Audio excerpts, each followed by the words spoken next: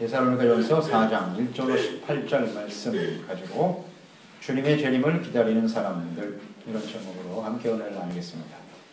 예수님의 재림과 종말에 대해서 우리 그리스도인들뿐만 아니라 세상 사람들도 관심이 많습니다. 이 예수님의 재림과 관련하여 사람들이 가지고 있는 관심은 이 예수님의 재림이 세상의 마지막 종말인데, 그 종말에는 어떤 일이 벌어지게 될 것이냐, 또 그 일이 언제 이루어질 것인가, 여기에 주로 초점이 맞춰져 있습니다. 구약 성경에 하나님께서 선지자들을 통해서 그리스도가 다윗의 자손을 통해서 이 땅에 오실 것이다 하는 예언의 말씀을 하셨고, 예수님께서는 그 예언대로 2000년 전에 이스라엘을 통해서 이 땅에 오셨습니다. 이것이 역사적으로 성취된 것이죠. 하나님의 아들이 세상에 찾아오셨다. 근데 그 예수님께서 이제 부활 승천하시면서 우리에게 다시 오실 것이다 라는 약속을 하셨어요. 예언이죠. 인류의 역사 속에 이 예수님이 다시 한번 찾아오실 것이다. 마태복음 24장과 요한계시록을 통해서 예수님의 재림이 곧 세상의 마지막 심판이 될 것이다 하는 예언의 말씀, 약속의 말씀을 주셨습니다. 예수님의 재림과 관련해서 이 마지막 심판에 관련된 일이기 때문에 사람들을 미혹하는 많은 거짓 선지자, 이단들이 존재하고 있습니다. 이것은 예수님께서 이미 말씀하신 것입니다. 말세의 징조 중에 가장 첫 번째가 거짓 선지자, 적그리스도가 이 땅에 많이 나올 것이다, 조심하라고 말씀하셨는데요. 지금 한국 교회에 심각한 문제를 일으키고 있는 신천지라고 하는 이단 집단들이 있는데요.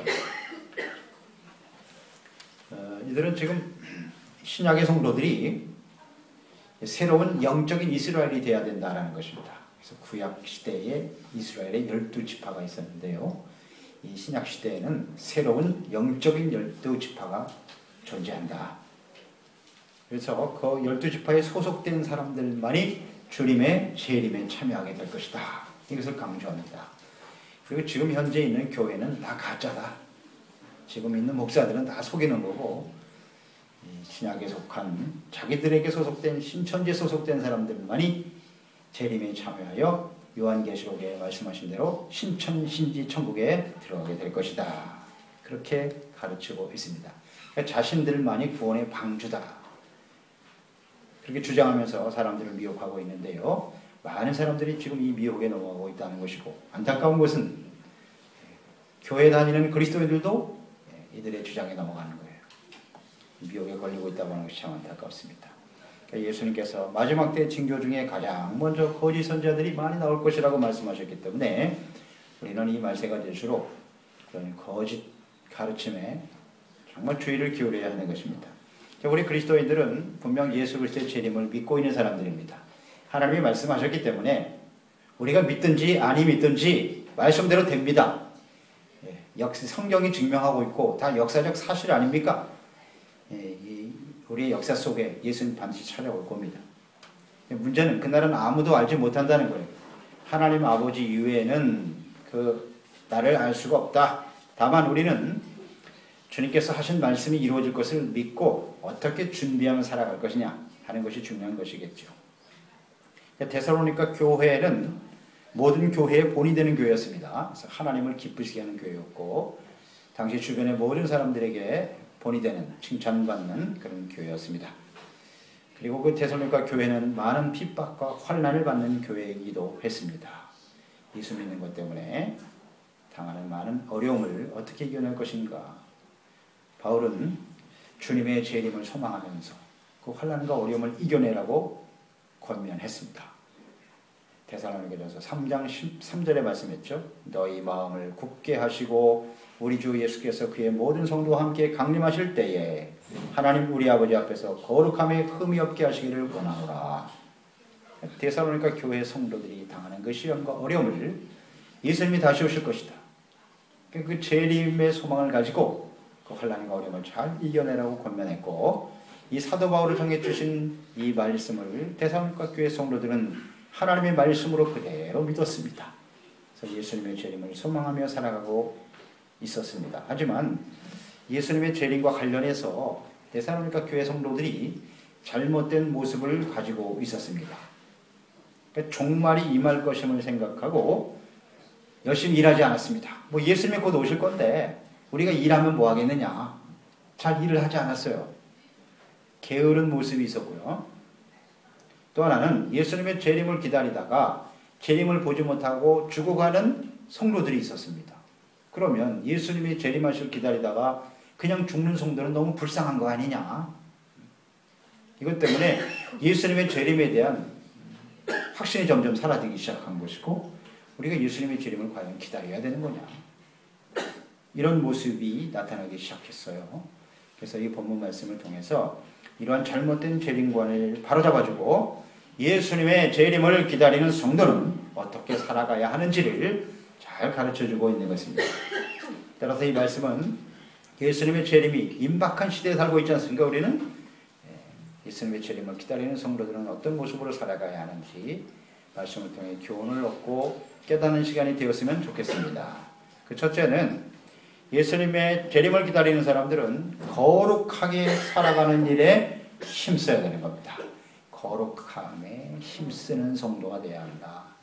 1절로 3절에 보시면 그러므로 형제들아 우리가 끝으로 주 예수 안에서 너희에게 구하고 권면하노니 너희가 마땅히 어떻게 행하며 하나님을 기쁘시게 할지 할 수 있는지를 우리에게 배웠으니 곧 너희가 행하는 바라 더욱 많이 힘써라.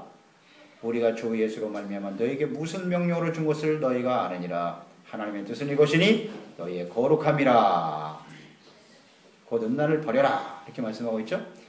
그러니까 일반적으로 사람들은 살아가면서 다른 사람들의 눈을 의식하면서 또 사람들이 나를 어떻게 평가하는가에 신경을 쓰며 살아갑니다.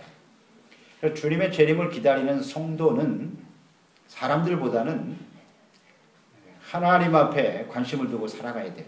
우리 그리스도인들이 두 가지의 일에 집중하며 살아가야 한다. 오늘 본문 말씀하고 있는데요. 하나는 우리가 그리스도인으로서 마땅히 행해야 할 일이 무엇인가. 여기에 관심을 가져야 되고요. 또 하나는 어떻게 하면 하나님을 기쁘시게 할 것인가. 여기에 초점을 맞추고 살아가야 된다. 그러니까 대부분의 사람들, 즉 구원받기 전의 사람들은 대부분 자기 중심적인 생각을 가지고 살아가게 되는 것입니다. 어떻게 행하는 것이 나에게 유익이 되는가? 어떻게 하는 것이 나의 만족과 기쁨을 위한 것인가? 이런 생각을 하면서 행동하며 살아왔습니다. 그러나 성령으로 거듭나는 순간 우리의 생각이 바뀌어요. 우리의 삶의 기준이 바뀌게 되는데 내가 이렇게 생각하고 행동하는 것이 그리스도인다운 것이냐? 하나님의 자녀되온 말과 행동인가를 생각하게 되죠. 또 내가 이렇게 말하고 행동하는 것이 하나님을 기쁘시게 하는 것일까? 라는 생각으로 바뀌어요. 이것이 구원받은 성도들의 변화된 모습입니다. 그러니까 하나님 앞에서 자신의 생각과 주장을 내려놓고 하나님의 뜻과 말씀에 순종하는 삶을 살아가게 되는 것이죠. 그럼 하나님의 뜻은 무엇입니까? 오늘 말씀에 잘 나와 있죠. 하나님의 뜻은 거룩함에 있다는 겁니다. 거룩한 모습으로 살아가는 것이 하나님의 뜻이다.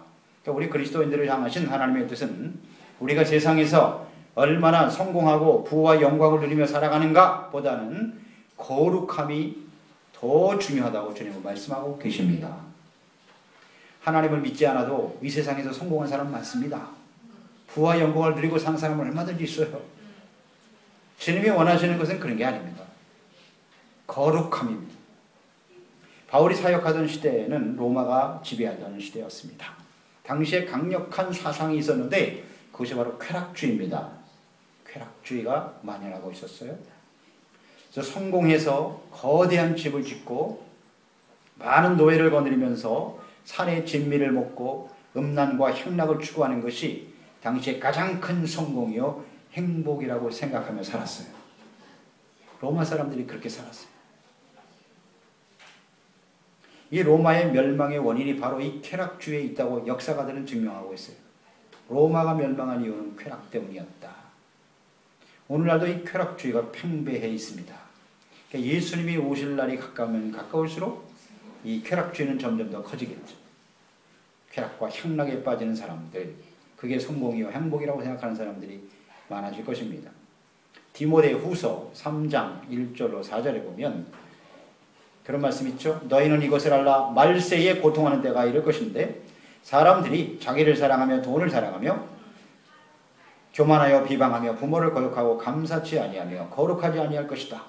4절에 쾌락을 사랑하기를 하나님 사랑하는 것보다 더하리라. 쾌락을 하나님보다 더 사랑해요. 이것이 말세 마지막 때에 나타날 징조다 라고 말씀하셨어요. 그렇기 때문에 우리가 이 거룩함을 지켜간다는 것, 성도라고 하는 뜻 자체가 거룩할 성자 무리도자잖아요. 거룩한 사람들이 모인 곳이 교회고 성도들이고 그리스도인들이에요. 이 거룩함이라고 하는 건 구별된 삶이잖아요. 세상에 만연하고 있는 쾌락주의, 세속주의, 인본주의, 이로부터 구별된 다른 생각을 가진, 다른 가치 기준을 가진, 다른 삶의 목표를 가진 그런 사람들이 돼야 한다는 거죠. 그게 거룩함입니다. 그래서 우리는 가장 우선되어야 할 가치가 무엇인가 잘 좀 생각해 봐야 합니다. 특히 말세를 사는 성도들은 거룩함이 우리의 가치의 중심이 되어야 합니다. 근데 사람들은 이것을 별로 좋아하지 않아요. 무엇보다도 육체의 쾌락을 추구하는 성적 타락을 조심해야 된다고 오늘 말씀하고 있네요. 본문이 4장 3절로 5절에 보니까 음란을 버려라. 각각 거룩함과 존귀함으로 자기 안에 대할 줄을 알고 하나님을 모르는 이방인과 같이 세욕을 따르지 말아라. 그랬어요. 거룩함의 기초는 가정과 부부 생활에서부터 지켜져야 하는 것입니다. 그러니까 아내를 취해 가정을 이뤘다면 거룩함과 존귀함으로 결혼 생활을 해야 한다는 것입니다. 하나님이 없는 사람들은 세욕을 쫓아 그랬어요. 육체의 쾌락을 도모하며 살아갑니다. 육체의 쾌락을 추구하며 사는 인생. 나에게 여건이 주어지지 않아서 그렇지. 어느 정도 자신에게 필요한 재물이 생기고 여유가 생기면요. 대부분 이렇게 육체의 쾌락에 마음을 빼앗기게 되어 있어요. 이런 생각들이 삶의 중심에 깔려 있단 말이에요. 그리고 이런 문화가 오늘날 가득합니다. 그래서 이것을 어떻게 잘 지켜가느냐 하는 것이 대단히 중요하죠. 육체의 쾌락이 우리의 삶의 목적이 되어서는 안 되는 거죠. 우리 그리스도인들은. 그래서 그리스도인은 단호하게 이러한 부정한 것들을 저버릴 수 있어야 돼요. 멀리 해야 됩니다. 이것이 필요하죠. 그래서 데살로니가서 4장 7절로 8절에 보세요. 하나님이 우리를 부르심은 부정하게 하심이 아니고 거룩하게 하심이다. 그러므로 저버리는 자는 사람을 저버림이 아니요 너희에게 그의 성령을 주신 하나님을 저버리는 것이다.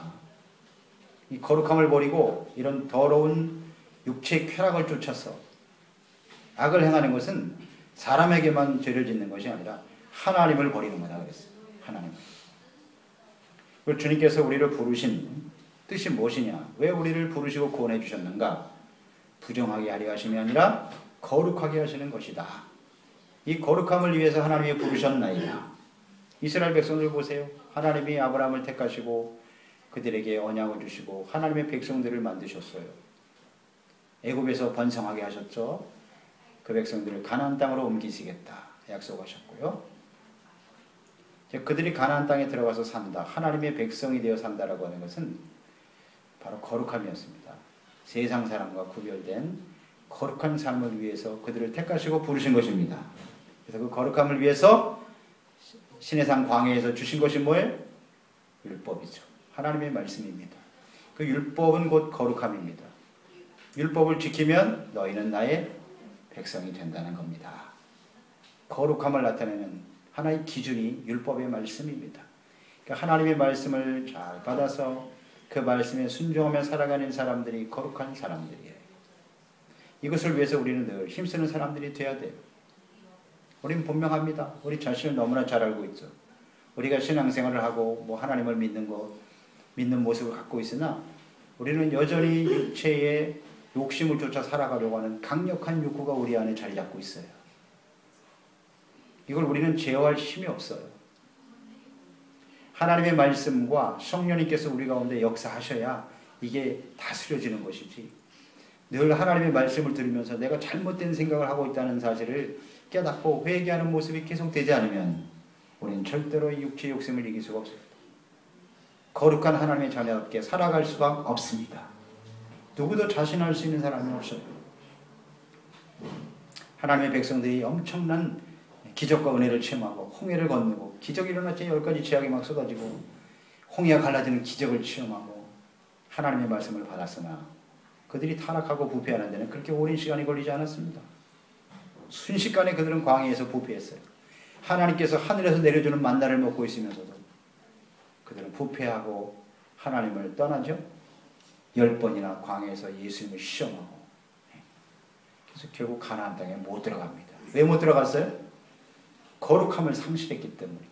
이건 대단히 중요한 의미입니다. 우리가 예수님의 재림을 기다리고 계십니까? 여러분 예수님의 재림을 믿으시나요? 그 예수님이 재림하실 때 우리는 어떻게 하면 주님을 맞이할 수 있을까요? 거룩함에 있다는 걸 놓치지 마세요. 내가 뭐 신앙생활을 몇 년 했고 내가 목사고 장로 이런 게 중요한 게 아니에요. 내가 뭐 주님을 위해서 어떻게 봉사했고 말이죠. 그런 게 중요한 게 아니에요. 거룩함을 상실하면 절대로 주님을 맞이할 수 없습니다. 세속적이고 탐욕적이고 쾌락의 삶의 목적이 되어 세상에서 구별된 거룩한 삶이 절대적으로 필요한 거예요. 이걸 우리는 붙들고 살아야 돼요. 이건 제 말이 아니에요. 성경 히브리서 12장 14절 모든 사람과 더불어 화평함과 거룩함을 따르라. 이것이 없이는 아무도 너와 나다 주를 보지 못하리라. 성경에 이렇게 돼 있어요. 거룩함과 평안함, 그리스도 안에서 죄사함 받고, 화평이라고 하는 것은 하나님 앞에 죄사함 받고 용서받은 사람이에요. 그래서 하나님과의 관계가 화목한 사람이에요. 그런 사람은 사람들과 화목할 수 있어요. 다른 사람을 이해하게 돼요. 불쌍히 여기게 돼요. 용납해요. 이게 거룩함이죠. 거룩함으로 쾌락과 세속주의, 여기로부터 스스로를 잘 지키는 이 거룩함이 하나님을 기쁘시게 하는 일이고 마땅히 해야 될 것이라는 것을 확신하면서 이 일을 위해서 힘쓰는 사람이 되어야 하는 것입니다. 오늘 힘쓰라고 나와 있잖아요. 두 번째, 주님의 재림을 기다리는 성도는요, 서로 사랑하면서 주어진 일에 성실해야 된다. 사람의 관계를 잘 맺고 또 일도 성실하게 잘해야 된다는 거예요. 주님의 재림을 준비하는 성도, 종말을 사는 그리스도인들은 먼저 가정을 거룩하게 잘 지켜라. 자신의 몸을 육체의 쾌락으로부터 지켜 거룩함을 지키라는 것이고요. 그 다음에 이제 사람들과의 관계거든요. 이 관계를 소중하게 여기면서 지켜갈 필요가 있다. 9절에 보면 형제 사랑에 관하여는 너에게서 것이 없으면 너희들 자신이 하나님의 가르침을 받아 서로 사랑함이라 그랬어요. 중요한 말씀인데요. 하나님의 가르침을 받아 사랑했다. 그러니까 우리가 서로 사랑한다라고 하는 것은 하나님의 가르침을 받을 때 가능하다. 그런 말씀이에요. 그러니까 우리가 사랑의 관계를 잘 유지하기 위해서는 반드시 하나님의 가르침을 받아야 합니다. 그러니까 주님이 가르쳐 주시는 사랑, 주님이 가르쳐 주시는 그 은혜와 지식의 말씀을 쫓아서 우리는 주님을 또 이웃을 사랑할 수가 있다는 거죠. 그러니까 성경 말씀을 잘 배우고 말씀대로 서로 사랑해야 된다는 거죠. 말씀대로 사랑해라. 하나님이 가르쳐 주시는 사랑대로 사랑하라. 그런 뜻이에요. 자, 이 차이가 무엇인지 아시겠습니까? 하나님이 가르쳐 주시는 사랑. 근데 그게 아가페 사랑이잖아요. 예수님의 십자가를 통해서 우리에게 주신 사랑이 아가페인데, 근데 우리가 가지고 있는 사랑은 사실 아가페가 아니죠. 맞습니까? 인간적인 사랑은 대부분 자기의 욕심과 이기심에 기초한 거예요. 이건 뭐 틀림없습니다. 우리가 하나님을 모르는 상태에서 사람들이 사랑한다고 하지만 그 사랑이라고 하는 건 지극히 자기중심적이에요. 그리고 아주 이기적이에요. 그 욕심에 기초해 있어요. 그렇기 때문에 어때요? 사랑한다고 하면서도 그 사랑이 지속되지 못한다는 거죠. 반드시 변해요. 변합니다. 그리고 또 하나의 특징은 그 사랑이 결국 서로에게 상처를 준다는 거죠. 사랑하며 시작했는데 그 사랑이 얼마나 가느냐는 거예요. 그리고 서로 그것 때문에 엄청난 상처를 받고 살아가. 다 자기 중심. 그러니까 계속 상처만 쌓여가고 갈등이 생겨서 깨지고 마는 거죠. 사랑하면 결혼했는데 왜 깨지냐. 그게 무슨 사랑이야. 자기 욕심이죠. 그러니까 이걸 잘 분별을 못하는 거예요. 그래서 하나님의 말씀을 통해서 우리가 잘 배워야 돼요. 하나님의 사랑을 배워야 된다고요. 에베소서 3장 18절로 19절에 능히 모든 성도와 함께 지식에 넘치는 그리스도의 사랑을 알고 그 너비와 길이와 높이와 깊이가 어떠함을 깨달아 하나님의 모든 충만하신 것을 너에게 충만하게 하시기를 구하노라. 하나님을 알아야 돼요. 지식에 넘치는 그리스도의 사랑, 하나님이 어떤 분이신지, 하나님 우리를 어떻게 사랑하셨는지 성경에 아주 풍성하게 기록되어 있어요. 성경 자체가 우리를 향한 하나님의 사랑의 이야기로 가득해요. 그 사랑을 잘 배우고 깨달아서 우리가 그 사랑을 가지고 함께 사랑하며 실천해가는 사람들이 되어야 한다는 것입니다. 우리는 간혹 상대에게 너무 잘해주고 지나친 관심을 보이는 것을 사랑이라고 생각해요. 그런데 그것도 가만히 따져보면 상대방이 굉장히 잘해주는데 그리고 사랑하는 것이라고 생각하고 있는데 상대방이 내가 그렇게 최선을 다해서 섬기는 일에 반응하지 않거나 상대방이 내가 그렇게 최선을 다해서 섬기는데도 불구하고 나에게 상처를 주면 그게 미움으로 바뀌어. 그래요, 안 그래요? 그건 진짜는 사랑이 아니에요. 다 자기를 위해서 하는 거예요, 사실은. 이걸 사랑이라고 착각하고 있단 말이에요. 그래서 상대가 하나님과 바른 관계를 가질 수 있도록 하는 것이 필요해요. 너무 그냥 뭐 겉으로 드러나는 모습만 가지고 그렇게 하지 말고 진실한 마음으로 서로가 하나님을 알아가고 하나님의 사랑을 깨닫고 주님과의 관계 속에서 바르게 세워질 수 있도록 때로는 인내하고 때로는 기다리면서 때로는 기도하고 참아주면서 세워가는 것이 진정한 사랑의 모습일 수 있습니다. 그러니까 상대를 나의 사랑으로 만들려고 하는 의욕, 집착 이런 것들을 사랑인 줄 알고 있단 말이에요. 내 사랑으로 만들려고 한단 말이죠. 나를 사랑하게, 나를 좋아하게끔 이렇게 만들려고 하는 거예요. 그건 사랑이 아니죠. 그래서 우리 진정한 사랑은 오히려 상대를 있는 그대로 인정해 주는 거죠. 인정해 주고 자신의 부족함도 인정하고 상대도 그대로 인정하면서 받아들이고 언젠가는 하나님의 사랑 안에서 변화되어져 갈 것이다. 그러면서 오래 참아주는 것이 사랑이에요. 고린도전서 13장에 나와 있는 대로 사랑은 오래 참고 온유하게 대해주는 게 사랑이에요. 모든 것을 참으며 모든 것을 믿으며 모든 것을 바라며 모든 것을 견뎌주는 거예요. 그게 사랑이에요. 그게 진정한 사랑의 모습이라고 확신할 수 있어요. 사랑으로서 사람들의 관계를 소중하게 이어가는 것이 중요하다.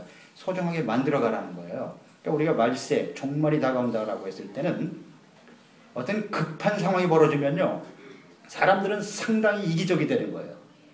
자기만 생각하게 돼요. 다른 사람을 돌보기보다는 내가 나부터 살아야지 이런 생각을 하게 돼 있어요.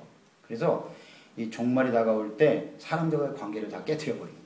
지금 이런 게 중요한 게 아니야. 내가 천국 가야지. 내가 살아야지. 이 대단히 위험한 생각이라는 거예요. 그러지 말고 그 관계를 소중하게 여기고 주님을 바르게 세워가는 또 주님 안에서 바르게 성장해가는 일에 힘쓰는 사람들이 되어야 하겠습니다. 11절로 12절에 보면 또 이런 말씀하셨죠. 너희에게 명한 것 같이 조용히 자기 일을 해라. 그리고 너희 손으로 일하기를 힘써라 그랬어요.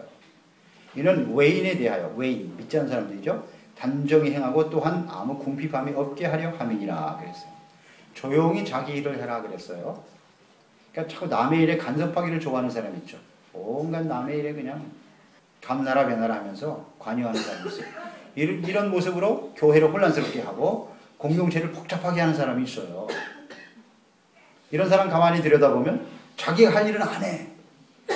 자기는 하지도 않으면서 뭐 이렇게 남의 일에 간섭을 하고 말이 많은지. 그러니까 이런 사람들은 옳지 않아요. 게으른 사람들이죠. 자기 일에 충성하지 못한다. 그래서 뭐라 그랬어요? 자기 일을 해라. 이거예요. 자기 일을. 자꾸 떠들고 돌아다니지 말고 남의 일에 간섭하지 말고 자기에게 주어진 일에 최선을 다해 조용히 성실하게 일하라는 겁니다. 그것이 말세에 필요한 자세다. 일하기를 힘써라. 이런 말을 왜 하게 되었냐면요. 초대교회, 지금 데살로니가 교회도 예수님의 재림을 생각하면서 일을 안 했단 말이에요. 일을 안 하고 맨날 그냥 나와서 기도만 하려고 하는 거예요. 그냥 예수님이 오신다는데 뭐 다 그만두고 교회만 나가자. 그 일을 잘 안 해. 왜 일을 안 했냐면 초대교회 그런 일이 있었죠. 재산이 있는 사람들이 그 재산을 다 팔았어요. 팔아서 교회에다 갖다 바쳤다고요. 그래서 어려운 사람 있으면 나눠주자 이거. 교회에서 일하지 않아도 먹여주는 거야. 구제해주고 나눠주니까 야 우리가 뭐 일할 거 뭐 있냐. 게을러주는 거야. 그리고 열심히 기도만 하자. 기도만 하자. 이게 대단히 잘못된 생각이라는 것입니다. 열심히 일하지 않는 이게 잘못된 태도. 그러니까 주님께서 언제 오실지 우리가 알 수 없잖아요. 그렇기 때문에 자기에게 주어진 일에 성실하게 최선을 다하는 것이 옳습니다. 그러니까 일하지 않고 게으르고 궁핍하게 살면서도 뭐 다 도와줄 테니까 하나님이 알아서 해주시겠지. 그리고 예수님만 잘 믿으면 된다. 이런 태도. 이것은 외인들에게 있어서 즉 믿지 않는 사람들이 이런 모습을 보면 은혜가 안 되는 거예요. 나쁜 인상을 주는 겁니다. 그래서 오히려 전도의 문을 가로막는 거예요. 그러니까 외인들에게 이런 태도를 보이면 안 된다. 그렇기 때문에 언제든지 게으르지 말고 자기 주어진 일 성실하게 충성스럽게 최선을 다하는 사람이 되어야 하는 것입니다. 그러니까 말세가 되었다고 하면서 집 다 팔아서 가져와라. 더 이상 뭐 일할 필요 없다. 이게 다 사탄이죠. 거짓입니다. 거짓이요. 주어진 일 성실하게 최선을 다하는 것이 옳은 태도입니다. 마지막 세 번째는 주님의 재림을 기다리는 사람들은요, 재림에 대한 믿음과 소망을 굳게 붙들어야 하는 것입니다. 13절 14절 말씀 보세요. 형제들아, 자는 자들에 관하여는 너희가 알지 못하면 우리가 원치 아니하노니 이는 소망 없는 다른 이와 같이 슬퍼하지 않게 하려 함이라. 우리가 예수께서 죽으셨다가 다시 살아나심을 믿을진대 이와 같이 예수 안에서 자는 자들도 하나님이 그와 함께 데리고 오시리라. 아멘. 그러니까 재림을 기다리던 성도들이 환난과 고통 중에서 죽어가는 모습을 보면서 당시에 데살로니가 교회 성도들이 상당히 슬픔에 젖었단 말이에요. 낙심했단 말이에요. 우리가 이렇게 맨날 고생만 하다가 죽으면 이게 뭐냐. 예수님의 재림을 보지도 못하고 말이에요. 재림에 대해서 부정적인 생각을 갖게 되었단 말이에요. 그런데 주님께서 분명히 말씀하시죠. 주님께서 재림하시기 직전에 죽으면 아무 소용이 없는 것이 아니고 이것이 값진 죽음이라는 거죠. 근데 특히 이 말씀에 보면요, 그 죽는 자들에 대해서 뭐라고 표현했어요? 형제들아, 자는 자들에 관하여는. 그리스도인은 죽는 게 아닙니다. 자는 거예요. 왜 잔다는 표현을 했어요? 우리에게는 부활이 있기 때문이죠.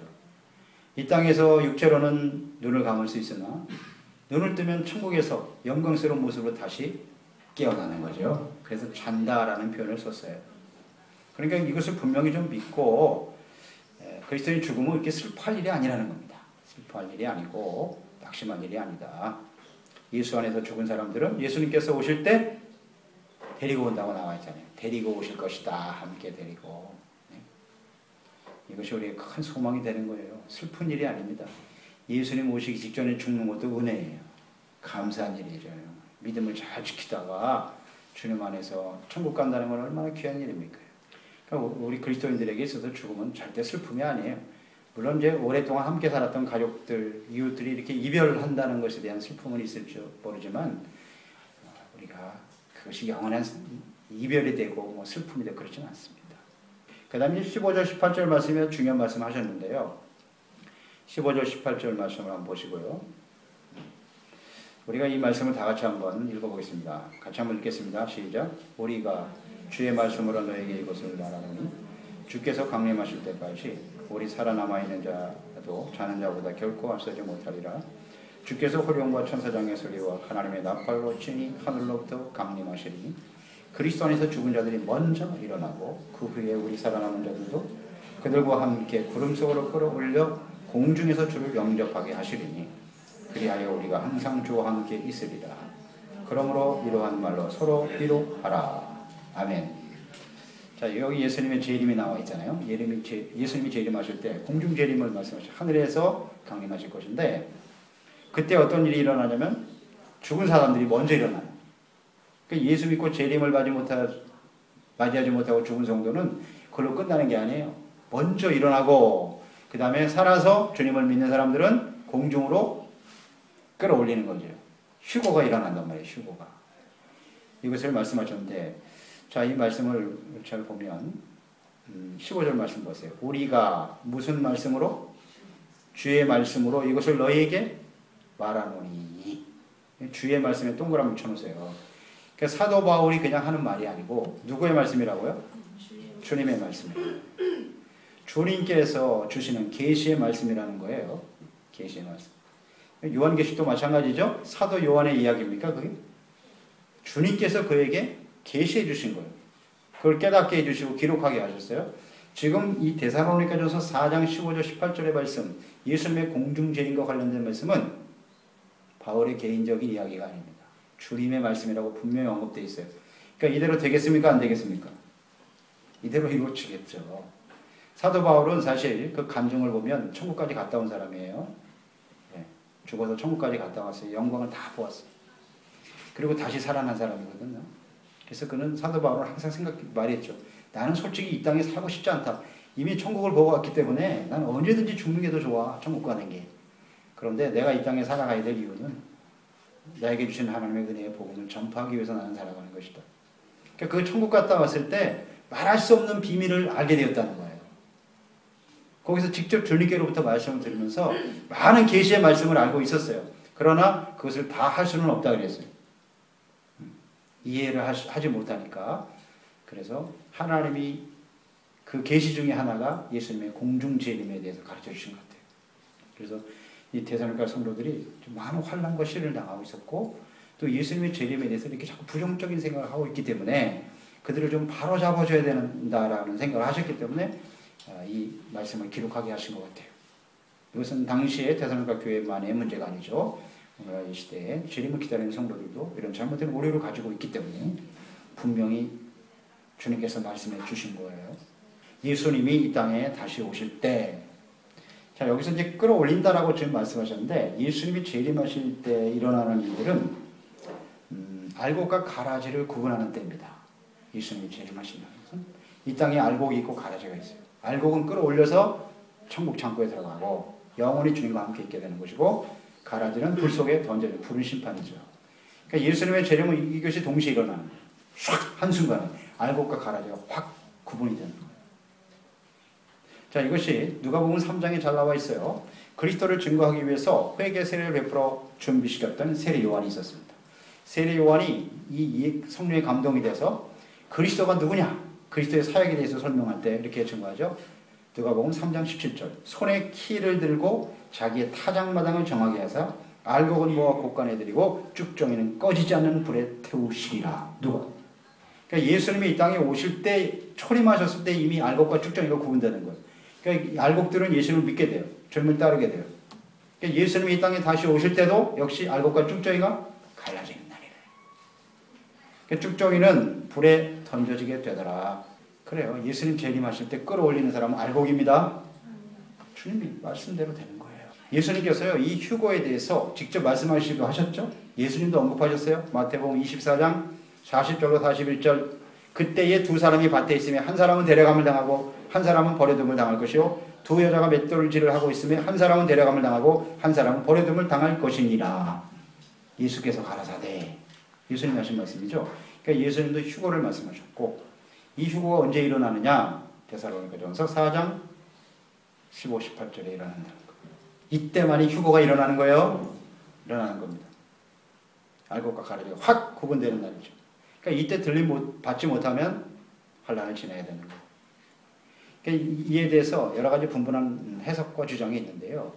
이 예수님의 이 공중 재림이 환난 이전에 있을 것이냐, 이후에 있을 것이냐, 뭐 이런 생각들을 많이 하는데요. 예수님의 이 공중 재림 여기 나와 있잖아요. 끌어올려 들림을 받는 것은 알곡을 골라내는 거거든요. 심판이라는 건 불이잖아요. 불로 심판하는데 알곡이 불을 지나버린다? 심판을 당한다? 그건 맞지 않죠. 그건 성경적이지 않아요. 성경적이지 않습니다. 그래서 예수님 먼저 오셔서 알곡을 확 끄집어내시고 그 다음에 나머지는 심판의 불 속에 떨어지게 되더라. 그게 맞지 않겠습니까? 노아의 방주 때도 심판이잖아요. 세상이 다 죽어가는 심판인데 하나님 노아와 가족들 의인을 건져내시죠. 그게 하나님 뜻이에요. 근데 이것은 아주 분명합니다. 그래서 우리가 뭐 환난 때에도 뭐 이삭 죽기로 뭐 구원받은 사람이 있고 그렇지 않습니다. 휴거는 단번에 확 일어나는 거예요. 한 번의 사건이에요. 예수님도 그러셨어요. 번개가 임하는 것처럼 예수님이 쫙 임하고. 그래서 이것을 우리는 좀 분명히 이해하고요. 믿어야죠. 하나님이 이렇게 말씀하셨으니까요. 이 날을 우리는 기대하고 살아가는 겁니다. 믿으십니까? 믿어도 좋으시고 안 믿어도 좋아요. 뭐 여러분 자유입니다. 그러나 우리는 이것이 진리라는 것. 하나님의 말씀은 그대로 이루어진다는 거죠. 우리가 믿든지 아니 믿든지. 다만 이 날이 반드시 올 것이라는 거죠. 이것을 우리는 알기 때문에 이것을 알고 믿는 사람은 준비를 해야 되겠죠. 준비. 오늘 세 가지로 정리했습니다. 거룩함을 잘 지켜야 된다. 가정에서부터. 그 다음에 사람의 관계를 소중하게 여겨라. 사랑으로 서로 사랑하면서 그 관계를 잘 유지해가는 거 필요하다.